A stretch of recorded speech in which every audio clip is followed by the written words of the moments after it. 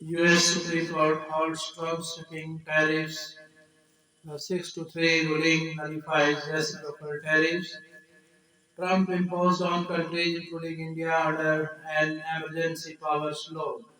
The court says only Congress has power to impose taxes including tariffs. From Washington, the US Supreme Court struck down President Donald Trump's far-reaching global tariffs on Friday, handing, handing him a significant loss on an issue crucial to his economic agenda. The 6 to 3 decision centers on tariffs imposed under an emergency powers law, including the sweeping reciprocal tariffs levied on nearly every other country such as India. It's the first major piece of Mr. Trump's broad agenda to come squarely before the nation's highest court, which he had helped shape with the appointments of three conservative jurists in his first term. The majority found that the Constitution very clearly gives Congress the power to impose taxes which include tariffs. The farmers did not waste any part of the taxing power in the executive branch. Chief Justice John Roberts wrote, the Treasury had collected more than $133 billion from the import taxes the President has imposed under the emergency powers law as of December, federal data shows. The tariff decision doesn't stop Mr. Trump from imposing duties under other laws, while those have more limitations on the severity of Mr. Trump's actions. Top administration officials have said they expect to keep the tariff framework in place under other authorities.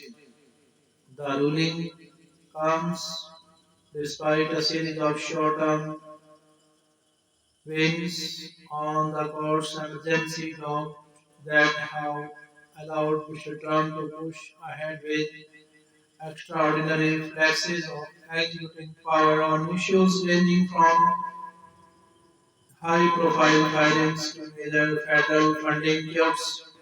Mr. Trump said what he called reciprocal tariffs on most countries in April 2025 to address trade deficits. Those came after he imposed duties on Canada, China, and Mexico, ostensibly to address their drug trafficking emergency. Supreme Court's in judicial officers will now join SIR process in Bengal, seeking votes for BJP. Amit Shah was to make Assam flood-free.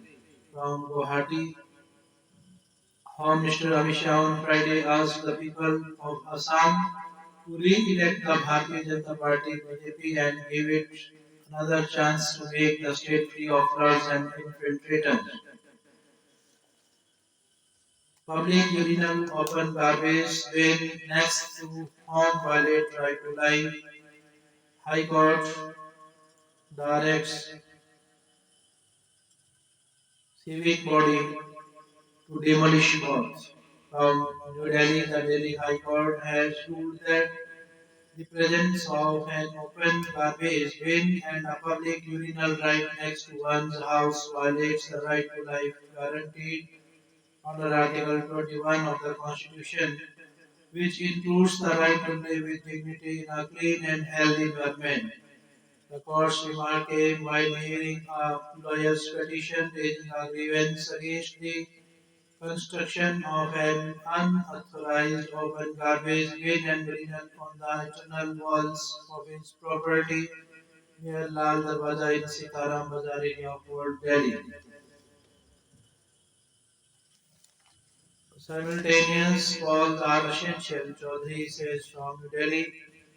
Simultaneous polls are necessary from an economic standpoint to prevent wastage of manpower and to avoid disruption of investment, said K.P. Chaudhary, BJP MP and chairperson of the Joint Parliamentary Committee examining the bill on concurrent elections. Speaking at the personals event, Mr. Chaudhary said Simultaneous pulse is an issue of national interest and it is not a reform that the BJP alone is pushing for. Political ideologies will have to be set aside for it. It is not a reform that the BJP alone is pushing for. I have many friends in the Congress and other regional parties who also believe that this bill should be brought in at the earliest. The BJP official, he, however, admitted that the Constitution 129th Amendment Bill 2024 in its present form has many infirmities.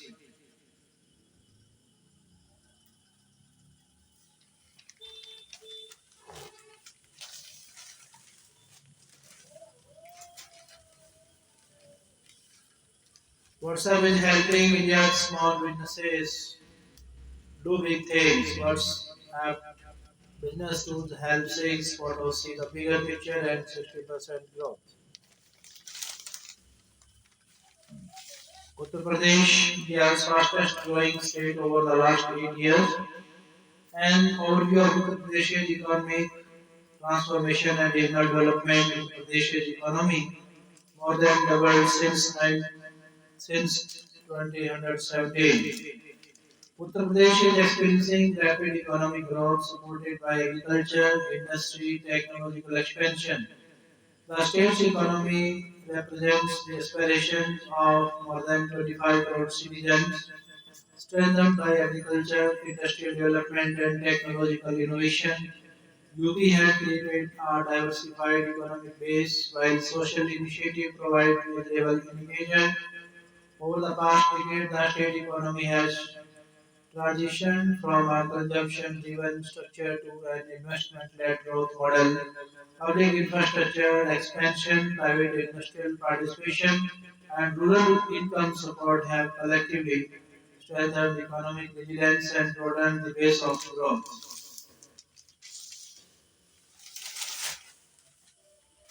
PDP exclude Kashmir apples from India-US trade deal.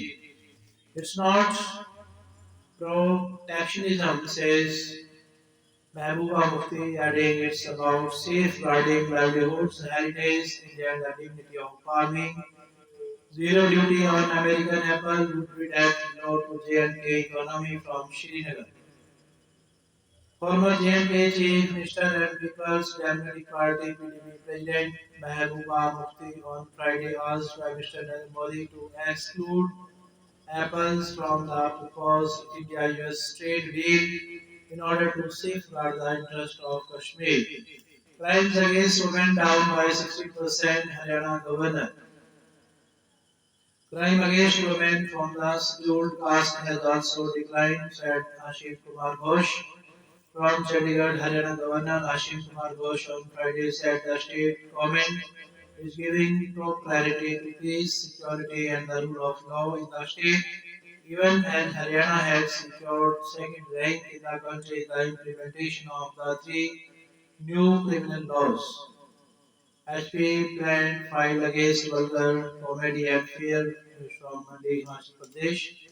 In the issue, Speaker rejects Congress adjournment motion from Bhopal.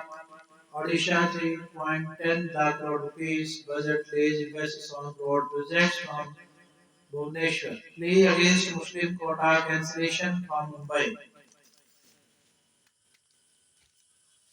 Reverently remembering the martyrdom day of Baba Motiram Nehraji, a devoted disciple of Dashan Pasha Shri Guru Gobind Singh Ji, who laid down their life while selflessly serving will to the younger Sahibzada Baba Joram Singh Ji and Baba Fateh Singh Ji and the renewed Mata Gujri Ji in the Thanda Burj of Sirhind. The government, led by Chief Minister S. Bhagwat Singh Man, paid heartfelt tributes to the timeless symbol of faith, courage, and humanitarian service.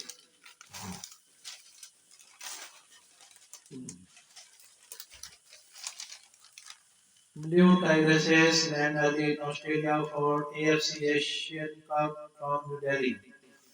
India was the first among 11 visiting teams to reach Australia ahead of the AFC Women's Asian Cup, touching down in Perth on February 11, 3 weeks before its first game.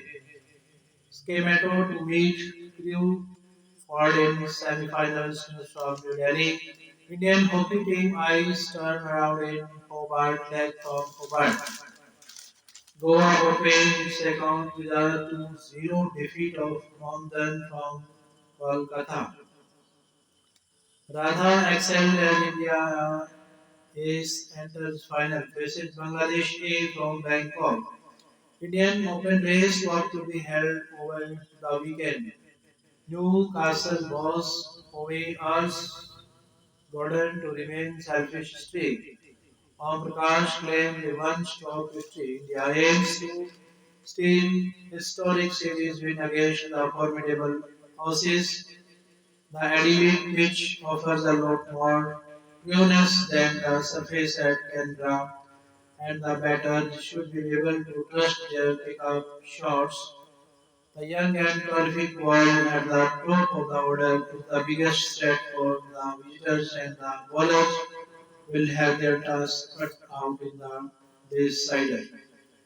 From Adelaide, India will need its battling. India will need its batting big guns to fire collectively against an experienced Australian bowling group in the third and final Women's T20 International to see a historic medal series strike down under here on Saturday. Despite registering a few victories in the past, the Indian women are yet to score a bilateral series win in Australia across all three formats. To change that script, India needs a battling better batting effort here, and it starts from openers Smriti Manhana and Shefali Verma. Both Smriti and Shefali got starts but failed to kick on, impeding India's relatively easy looking chase of 164 in the second match. The veteran Aussies trio of Kim Garth, Annabelle Sutherland, and Sophie Molinix exploited that opening, getting rid of 5 Indian batters for a mere 7 runs to break the chain.